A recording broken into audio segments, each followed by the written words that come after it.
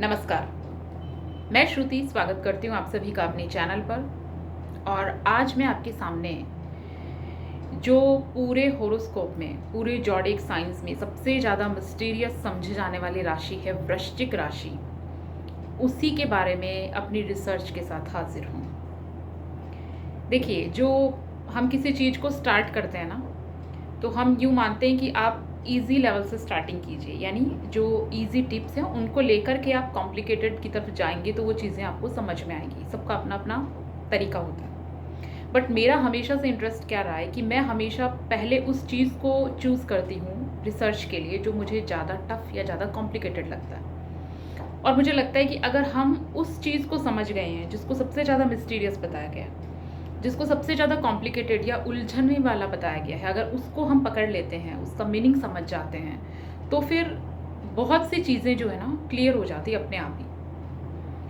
अपने अलग अलग वीडियोस में मैंने बहुत बार चर्चा की है अलग अलग राशियों के बारे में। ठीक है, राशि स्वभाव क्या है, उसकी विशेषता क्या है, उनके बारे में मैं बहुत बार अलग अलग वीडियोस में चर्चा कर चुकी हूँ। बट स्पेसिफिकली आज मैंने स्कॉर्पियंस को लिया है।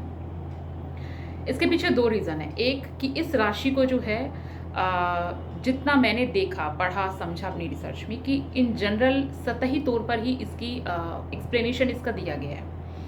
वृश्चिक राशि के लिए इन जनरल ये कहा गया कि जैसा इसका मतलब इसके साथ जो एक इंसेक्ट जोड़ा गया ना इसको सिंबल में, स्कॉर्पियो, बिच्छू, कि जैसा बिच्छू डंक मारता है वो स्वभाव होता है वृश्चिक राशि वालों का। ये एक तो इसका इंटरप्रिटेशन दिया गया।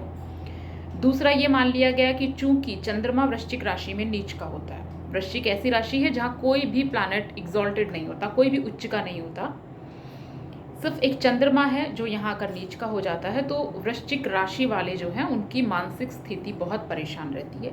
ये दो मेन टॉपिक थे जिनको मैंने लिया और फिर मैंने अपनी रिसर्च स्टार्ट की। वही आज मैं आपको एक्सप्लेन करूँगी। और जब आप इस वीडियो को एंड तक ज़रूर देखिए और समझिए, इसको पूरा सुनने के बाद आप जानेंगे कि स्कॉर्पियन जो है ना वो अपने आप में एक अमेजिंग साइन है। ये अलग बात है कि लोग जो है वृश्चिक राशि या वृश्चिक लग्न जो भी है उसको समझ नहीं पाते हैं और लोग ये उम्मीद करते हैं कि वृश्चिक राशि वाले नॉर्मल बिहेवियर करें। और चूंकि वो नॉर्मल बिहेवियर नहीं कर सकते, इसलिए कई बार उनको एबनॉर्मल पर्सन भी समझ लिया जाता है। लेकिन वो नॉर्मल नहीं है, इन द सेंस वो एक्स्ट्रा ऑर्डिनरी है। और वो क्या चीज़ों में एक्स्ट्रा ऑर्डिनरी हो सकते, वही चीज़ मैं आज आपको बताने वाली हूँ।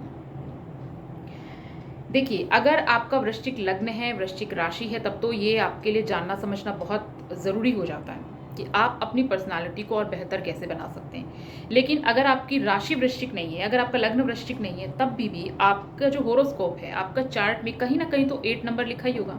और जिस भी हाउस में ये 8 नंबर लिखा हुआ आएगा, 8 नंबर जहाँ पे भी आएगा ना, वहाँ पे ये वृश्चिक राशि की जो सारी विशेषताएं, जो सारी खूबियाँ मैं बताने वाली हूँ आज, वो वहाँ आके जुड़ जाएगी।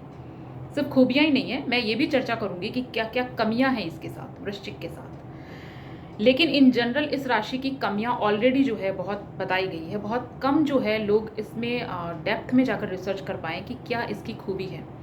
वो आपको कौन से हाउस में आपका ये 8 नंबर आता है, कौन से घर में ये वृश्चिक राशि है, वहाँ पे वो सारी की सारी चीज़ें जुड़ जाएगी। तो वीडियो को अंत तक जरूर देखिए।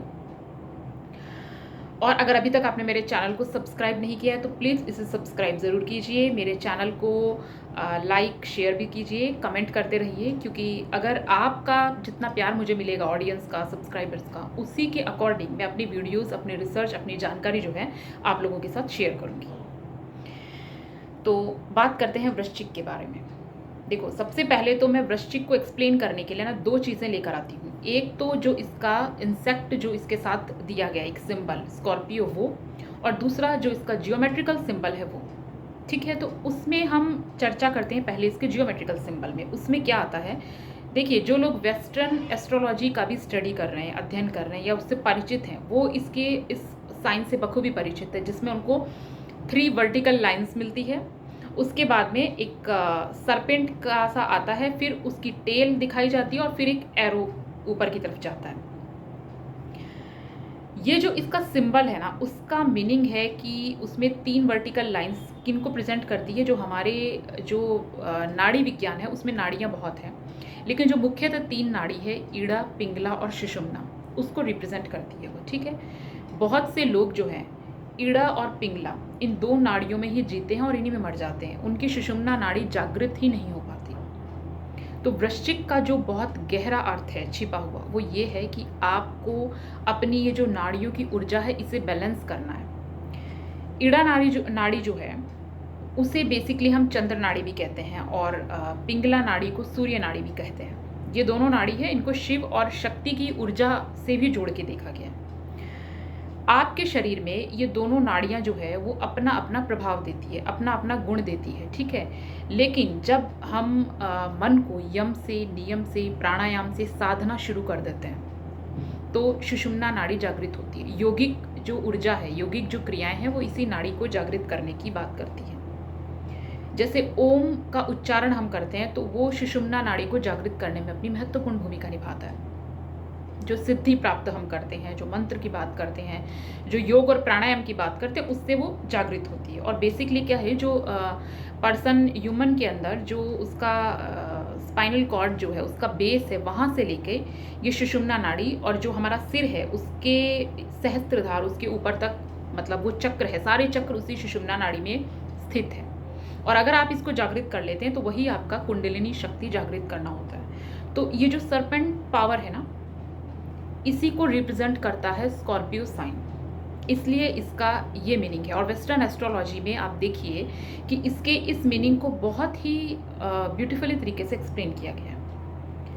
वैदिक एस्ट्रोलॉजी में जब हम इसको समझते हैं, है ना, कि जो हमारे ऋषि मुनियों ने जो सिद्धांत दिए कि आप किस तरह से योगिक क्रियाओं से अपनी कुंडलिनी शक्ति को जागृत कीजिए, वो इसी स्कॉर्पियन के पीछे जो हिडन पावर है उसको बताते हैं। स्कॉर्पियन के अंदर जो है एक असाधारण प्रतिभा और अद्भुत क्षमता होती है, लेकिन वो क्या होती है, छिपी हुई होती है, उसे जगाना होता है। जब आप इसको जागृत कर लेते हैं तो फिर आप बहुत कुछ करने की आप में कैपेबिलिटी आ जाती है। लेकिन बहुत कम लोग ऐसे होते हैं जो इसे जागृत कर पाते हैं और यही रीज़न है कि वो परेशान रहते हैं। तो अगर आप देखें कि कोई वृश्चिक राशि है या वृश्चिक लग्न है किसी का, या आपके जहाँ भी चार्ट में 8 नंबर आ रहा है और वो हाउस पर्टिकुलर डिस्टर्ब है, तो इसका मतलब आपने उस जो छुपी हुई जो आपकी हिडन पावर है उसको नहीं समझा है, आपने उसे जगाया नहीं है। क्योंकि स्कॉर्पियन का सिंबल यही चीज़ बताता है कि आप अपनी कुंडलिनी शक्ति को जागृत कैसे करें। अब इसका जो दूसरा मीनिंग है वो इसके सिंबल है स्कॉर्पियो, उससे समझिए। देखिए, स्कॉर्पियो मेल और फीमेल, ये जो इंसेक्ट है, इनका जब कॉपुलेशन होता है तो उसके बाद एक बहुत ही इंटरेस्टिंग फीचर है इस इंसेक्ट में कि जो फीमेल स्कॉर्पियो होती है वो मेल स्कॉर्पियो को अक्सर जो है उस पर अटैक करती है और उसको खा जाती है। एक बहुत ही स्ट्रेंज बिहेवियर, मिस्टीरियस टाइप का बिहेवियर कि एक नर और एक मादा साथ हैं, लेकिन कॉपुलेशन के बाद में फीमेल जो है मेल पर अटैक करके उसे खाती है। इससे हम जो स्कॉर्पियन का जो एक हिडन मीनिंग है ना, वो ये निकलता है कि ये इस तरह का साइन है जहाँ पर विरोधाभास देखने को मिलेगा, जहाँ पे जिनका बिहेवियर बहुत ज़्यादा मिस्टीरियस, रहस्यात्मक तरीके का होगा। और वो क्यों होगा? क्योंकि जब फीमेल स्कॉर्पियन को कुछ सृजन करना है, कुछ क्रिएट करना है, ठीक है, जैसे और स्कॉर्पियंस को बर्थ उसे देना है, पैदा करना, उससे पहले वो मेल स्कॉर्पियन पर ही अटैक करती है और कुछ विनाश करती है। तो स्कॉर्पियन का जो बहुत डीप मीनिंग निकलता है वो ये है कि इनकी लाइफ में कुछ भी क्रिएटिव होगा, कुछ भी सृजन होगा, उससे पहले कुछ डिस्ट्रॉय जरूर होगा, कुछ डिस्टर्ब जरूर होगा। क्योंकि अगर आप और प्रैक्टिकल आप ये चीज़ देखिए लोगों की लाइफ में जो स्कॉर्पियन एसेंडेंट वाले हैं या राशि जिनकी वृश्चिक है, कि कुछ भी उनकी लाइफ में सृजन से पहले कुछ बर्बाद ज़रूर होता है। क्योंकि इसको ये जो इंसेक्ट दिया गया है ना, हर राशि के पीछे उसका एक ज्योमेट्रिकल सिंबल बनाया गया, वो ऐसे ही नहीं दिए गए, उनके पीछे बहुत गहरा अर्थ छिपा है कि क्रिएशन जो है उससे पहले कुछ विनाश होना, कुछ खत्म होना और उसके बाद में वो क्रिएशन होना। क्योंकि इनकी ऊर्जा इतनी ज़्यादा है कि क्रिएशन करने में जितनी ऊर्जा लगती है ना, देखिए कोई चीज़ ख़त्म करने में भी उतनी ही ऊर्जा लगती है। तो जब तक उनकी लाइफ में कुछ ख़त्म नहीं होता, कुछ डिस्ट्रॉय नहीं होता, कुछ बर्बाद नहीं होता, तब तक कुछ क्रिएशन हो ही नहीं सकता। वो क्रिएशन होने के पहले की स्टार्टिंग चरण है उसका। अब देखिए, स्कॉर्पियन की टेल में जो है स्टिंग होता है, डंक होता है, बिच्छू, जहर होता है उसमें। तो क्या उसमें जहर है? तो इसका हम कैसे समझे वृश्चिक को? तो देखिए, बहुत ही सुंदर इसका है कि भगवान शिव है उनके गले में नाग है, वासुकी नाग, ठीक है। वासुकी नाग जो है वो मतलब उनका जो जहर है, नाग जितने भी हैं, सर्प जितने भी हैं, सबके अंदर जहर विष है। लेकिन वासुकी नाग को शिव अपनी मतलब गर्दन के चारों ओर लपेट के रखते हैं। जितने भी जहरीले जो इस तरह के जीव जंतु, जो इंसेक्ट है, वो सारे के सारे शिव जी को प्रिय क्यों हैं? क्योंकि जो शिव है ना, जो सृष्टि को मतलब संभाले हुए हैं, उनकी जितना क्रिएशन, उनकी मतलब एक ऊर्जा है, शिव और शक्ति, जो मैंने बात की आपको पहले बताया कि ईड़ा और पिंगलाई जो दो नाड़ी है, इसमें शक्ति और शिव की ऊर्जा है। उतनी ही ऊर्जा जितनी क्रिएशन में है, उतनी ही विध्वंस में भी है। अगर भगवान शिव चाहें तो उन्हें पल भर की भी देरी ना लगे सृष्टि को ख़त्म कर देने में। जो विध्वंस की जो एनर्जी है वो बहुत ज़्यादा है उनमें। तो जो जहरीला एक नाग जो है उनके चारों गर्दन के चारों तरफ है, क्या वो सिर्फ जहरीला है? नहीं, उसमें बहुत मतलब आप समझिए कि किसी चीज़ को अगर ख़त्म करना है, नई स्टार्टिंग करनी है, तो उनका मतलब बहुत ज़्यादा वो है। जैसे जब तीनों राक्षसों मतलब राक्षसों के तीनों पुरों का जब वध किए जाने की बात आती है, उसमें भी भगवान शिव ने जो है वासुकी नाग को रस्सी की तरह काम लिया था शिव धनुष पे, जब उन्होंने प्रत्यंचा चढ़ाकर और राक्षसों का वध किया था। मेरू पर्वत के चारों तरफ इसी वासुकी नाग को लपेटा गया था जब समुद्र मंथन किया गया था। ये सब बातें हमें हमारे पुराणों में, ग्रंथों में मिलती हैं, ठीक है। तो यहाँ पे जहर है, लेकिन वो जहर किस रूप में काम आ रहा है? सृजन में भी काम आ रहा है। यानी जितना पावर विध्वंस कर देने में है, किसी चीज़ को डिस्ट्रॉय कर देने में है, विनाश कर देने में है, उतना ही पावर क्रिएशन में भी है।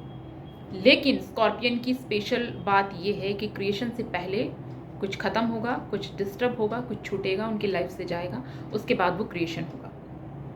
अगर स्कॉर्पियंस अपनी ऊर्जा को नहीं पहचानते हैं, अपनी शक्ति को जागृत नहीं करते, कुंडलिनी शक्ति जो सर्पेंट फायर बोला गया ना इसको, देखिए स्कॉर्पियन का जो बॉडी स्ट्रक्चर है ना, वो ह्यूमन का स्पाइनल कॉर्ड से बहुत मिलता जुलता स्ट्रक्चर है, ठीक है। अगर आपने उस फायर को जागृत नहीं किया है, उस कुंडलिनी शक्ति को जगाया नहीं है, तब तो क्या है कि आपकी लाइफ डिस्ट्रॉय हो जाएगी, लाइफ में प्रॉब्लम्स आएगी। क्योंकि एस्ट्रोलॉजी में ये मानते हैं कि 8वां घर जो है ना, जहाँ पे 8 नंबर है, कालपुरुष की हम लग्न कुंडली बनाते हैं, वहाँ पे प्रॉब्लम आती है, वो सडन प्रॉब्लम लेकर आता है।